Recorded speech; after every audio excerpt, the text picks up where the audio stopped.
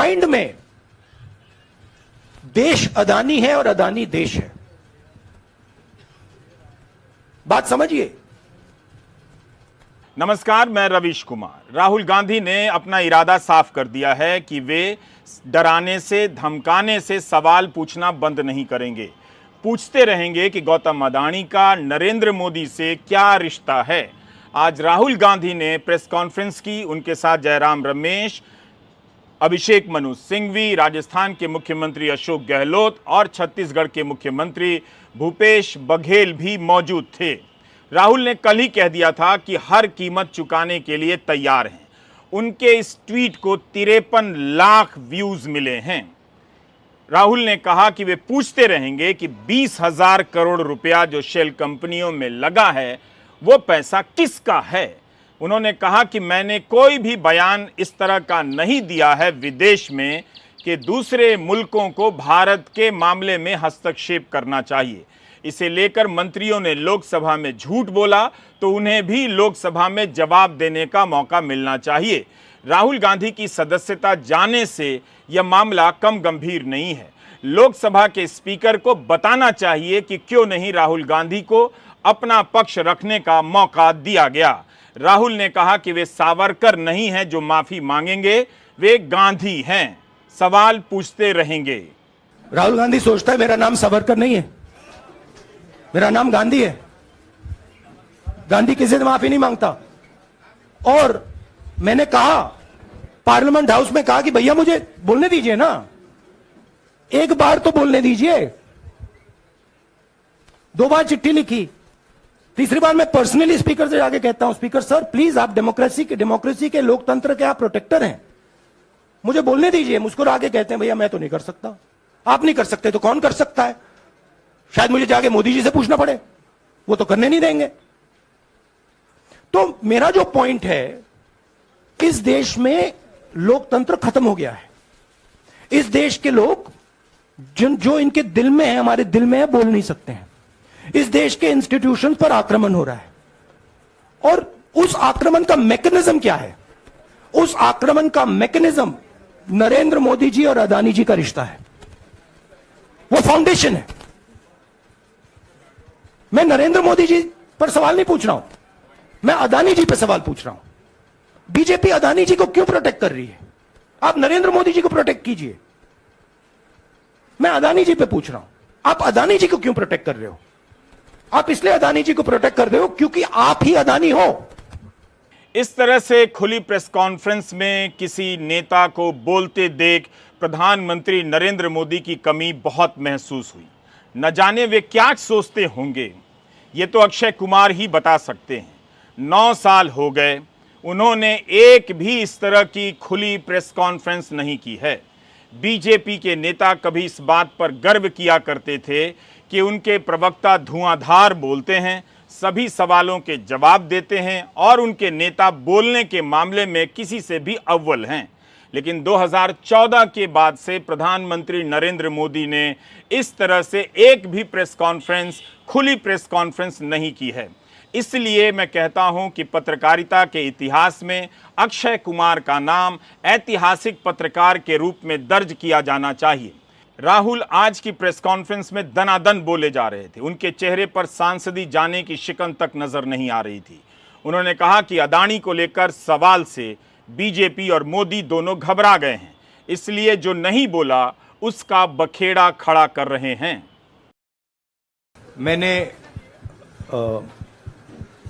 आप सब से काफी बार बोला है कि हिंदुस्तान में लोकतंत्र पर आक्रमण हो रहा है और इसका हमको हर रोज नए नए उदाहरण मिल रहे हैं। सवाल मैंने एक ही पूछा था,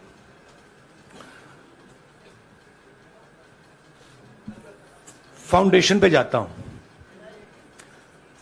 अडानी जी की शेल कंपनीज हैं, अडानी जी की शेल कंपनीज हैं, उसमें 20,000 करोड़ रुपया किसी ने इन्वेस्ट किया। अडानी जी का पैसा नहीं है, का पैसा नहीं है। अदानी जी का इंफ्रास्ट्रक्चर बिजनेस है, पैसा किसी और का है। सवाल यह है, ये जो 20,000 करोड़ रुपए हैं, ये किसके हैं? ये सवाल मैंने पूछा। मैंने पार्लियामेंट हाउस में प्रूफ देके, जो मीडिया रिपोर्ट से मैंने निकाला, अदानी जी और नरेंद्र मोदी जी के रिश्ते के बारे में डिटेल में बोला। रिश्ता नया नहीं है, रिश्ता पुराना है। जब नरेंद्र मोदी जी गुजरात के सीएम बने थे, तब से रिश्ता है, और उसके बहुत सारे पब्लिक प्रूफ्स हैं। हवाई जहाज में मैंने फोटो दिखाई, नरेंद्र मोदी जी बड़े कंफर्ट में बैठे हुए थे अपने दोस्त, अपने मित्र के साथ। पार्लियामेंट में मैंने दिखाई। यह सवाल मैंने पूछा। फिर मेरी स्पीच को एक्सपंज किया गया। राहुल ने यह भी कहा कि वे अपने संसदीय क्षेत्र वायनाड की जनता को पत्र लिखेंगे और बताएंगे कि उनके दिल में क्या है। उन्हें इस बात से फर्क नहीं पड़ता कि अस्थायी रूप से उनकी सदस्यता गई है या बहाल कर दी जाएगी। उन्होंने कहा कि मैं इस बात से नहीं डरता और ना ही मुझे फर्क पड़ता है। मैं अपना सवाल पूछता रहूंगा कि कथित रूप से शेल कंपनियों में जो 20,000 करोड़ आए हैं अदानी की, वो किसका पैसा है। उनका कहना है कि प्रधानमंत्री नरेंद्र मोदी उनके इस सवाल से डरे हुए हैं, इसलिए भटकाने के लिए यह सब किया जा रहा है। वे हर हाल में अदानी और मोदी के रिश्तों को उजागर करते रहेंगे।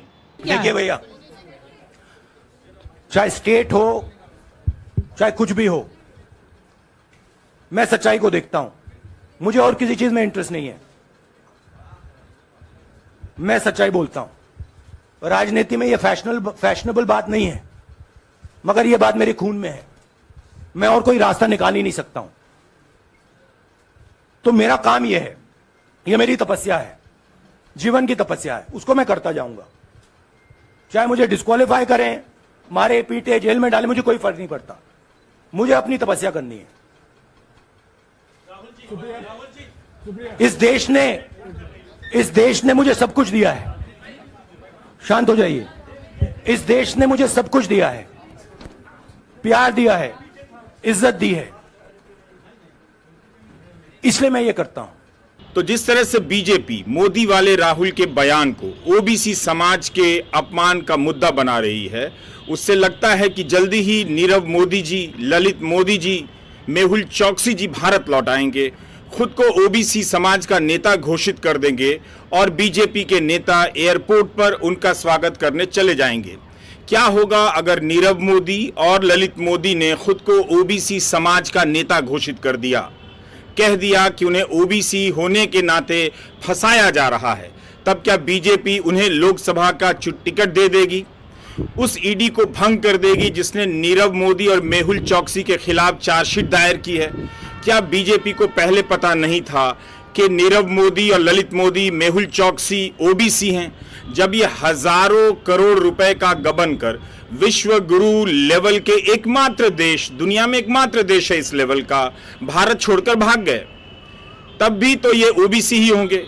उसी समय बीजेपी कह देती कि ये लोग ओबीसी समाज की शान हैं।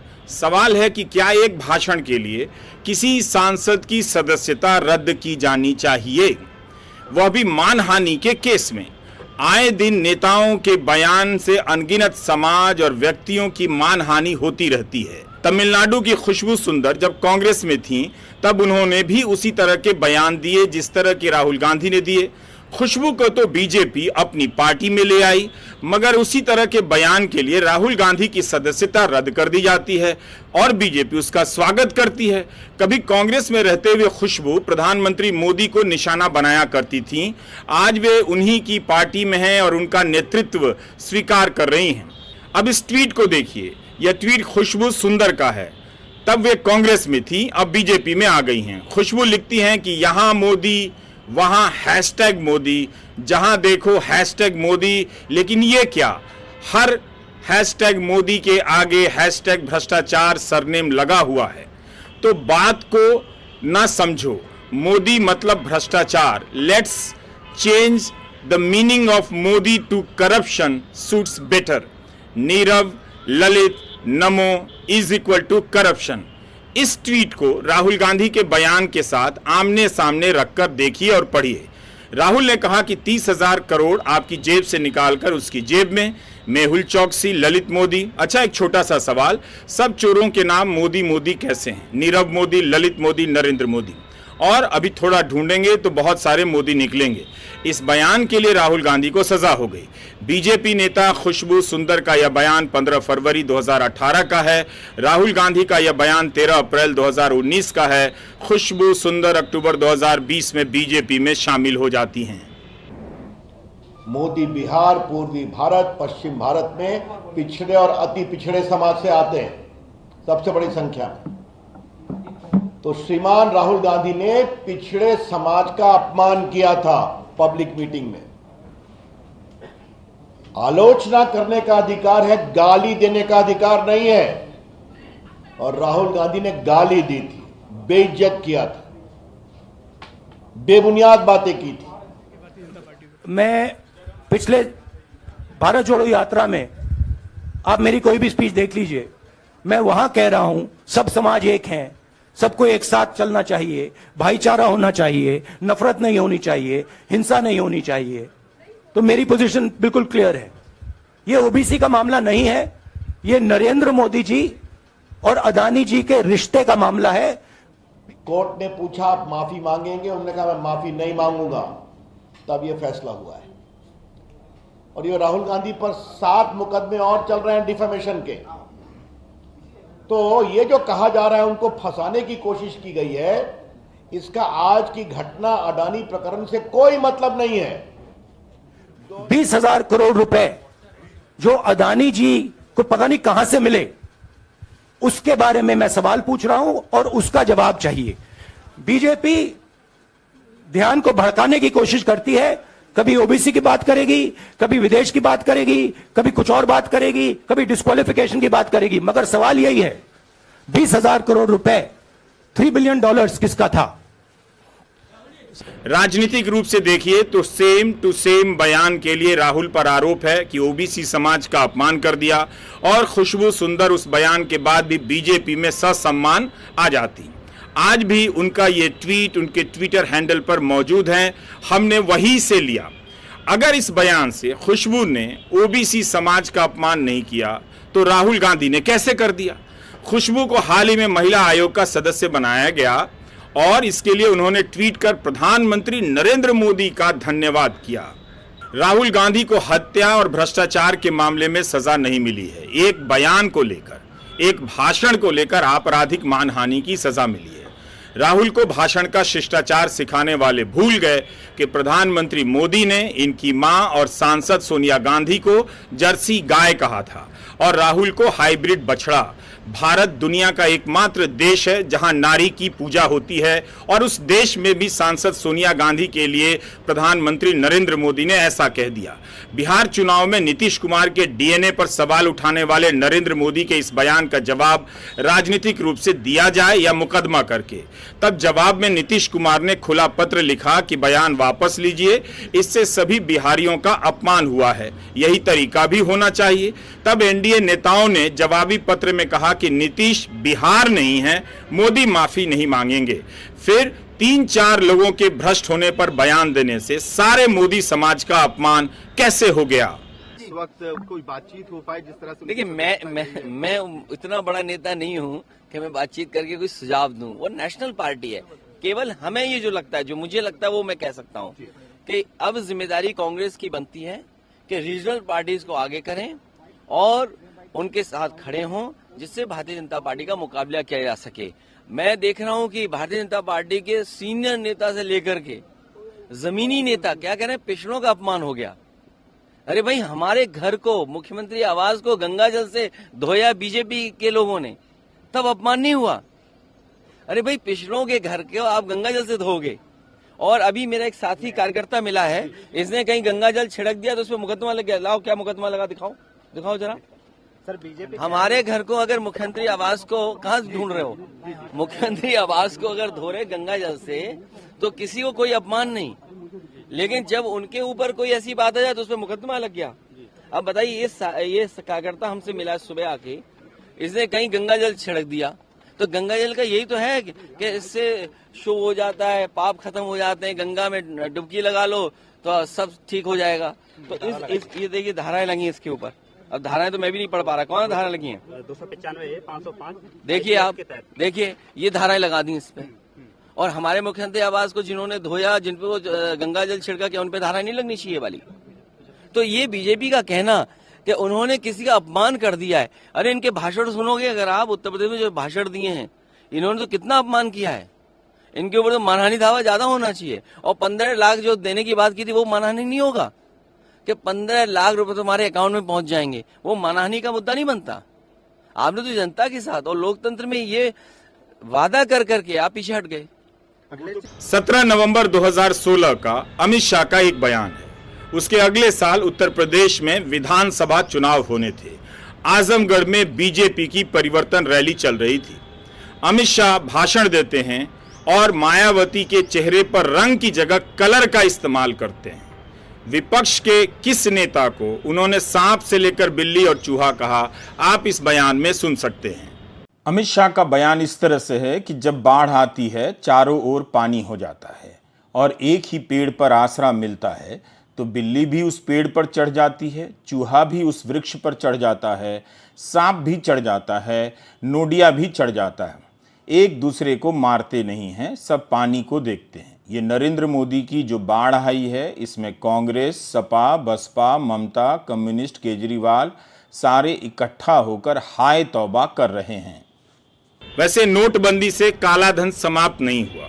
हो गया होता तो 15 अगस्त 2022 को लाल किले से प्रधानमंत्री को नहीं कहना पड़ता कि भ्रष्टाचार देश को दीमक की तरह खा रहा है, इसे दूर करने का संकल्प लेते हैं।